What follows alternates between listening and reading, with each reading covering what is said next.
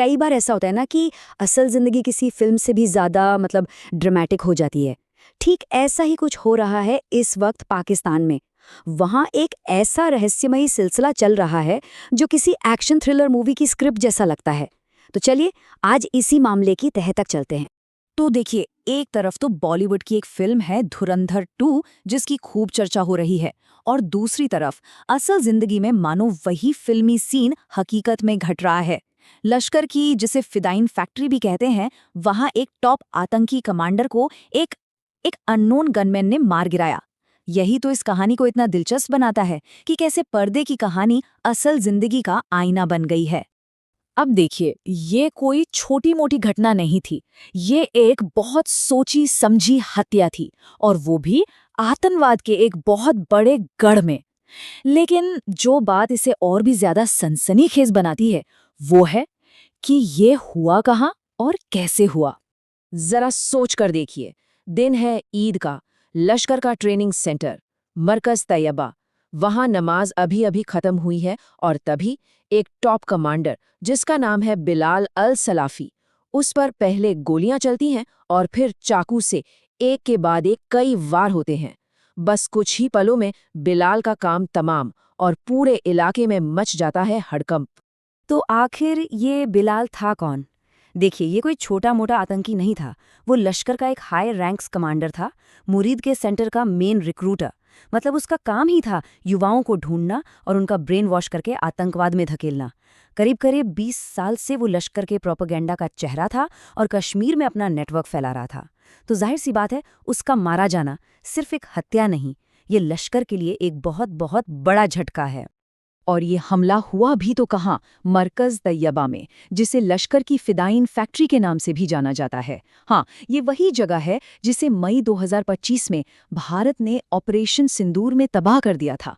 लेकिन कमाल देखिए, इसे पाकिस्तानी सरकार के फंड और बाढ़ राहत के लिए जमा किए गए पैसों से दोबारा बना लिया गया, और अब उसी किले के अंदर घुसकर किसी को मार देना, ये अपने आप में एक बहुत बड़ा मैसेज देता है।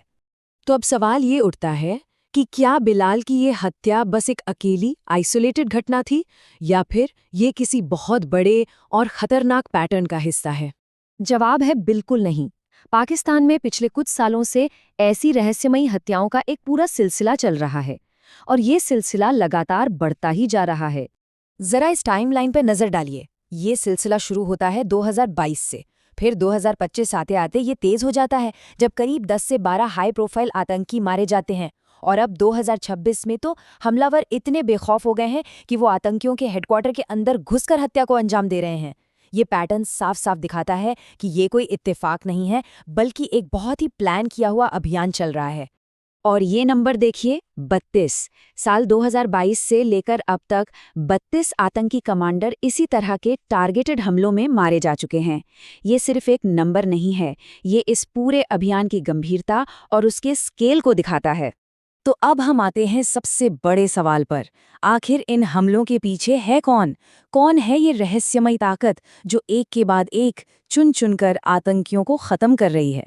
हर घटना के बाद बस एक ही शब्द सुनने को मिलता है, अननोन गनमैन, यानी अज्ञात बंदूकधारी। ये कौन लोग हैं, कहाँ से आते हैं, कैसे ऑपरेट करते हैं, किसी को कुछ नहीं पता। और यही गुमनामी, यही रहस्य इस पूरे मामले को और भी ज्यादा उलझा देता है। तो अब तक दो मेन थ्योरीज सामने आ रही हैं। पहली थ्योरी तो वही है जिसे धुरंधर 2 फिल्म से जोड़ा जा रहा है, कि ये कोई गुप्त भारतीय ऑपरेशन हो सकता है।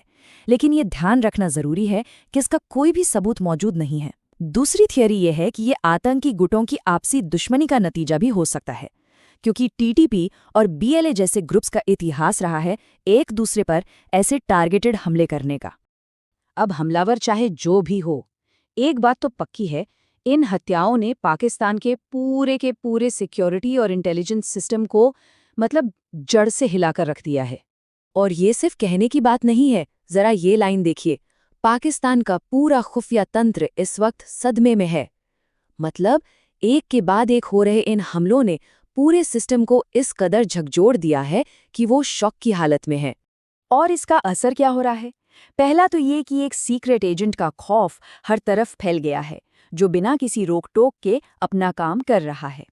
दूसरा, देश की जो टेरर मशीनरी है उसे बहुत बड़ा झटका लगा है। तीसरा, ये आर्मी चीफ मुल्ला मुनीर और आईएसआई के दबदबे को सीधी चुनौती है। और नतीजा ये है कि जिहादी जनरलों से लेकर आतंकी आकाओं तक हर किसी की नींद उड़ी हुई है। तो घूम फिर कर हम वापस उसी सवाल पर आ जाते हैं जहां से हमने ये पूरी बात शुरू की थी। ये कोई फिल्म की कहानी नहीं है, ये वो हकीकत है जो इस वक्त पाकिस्तान में हो रही है।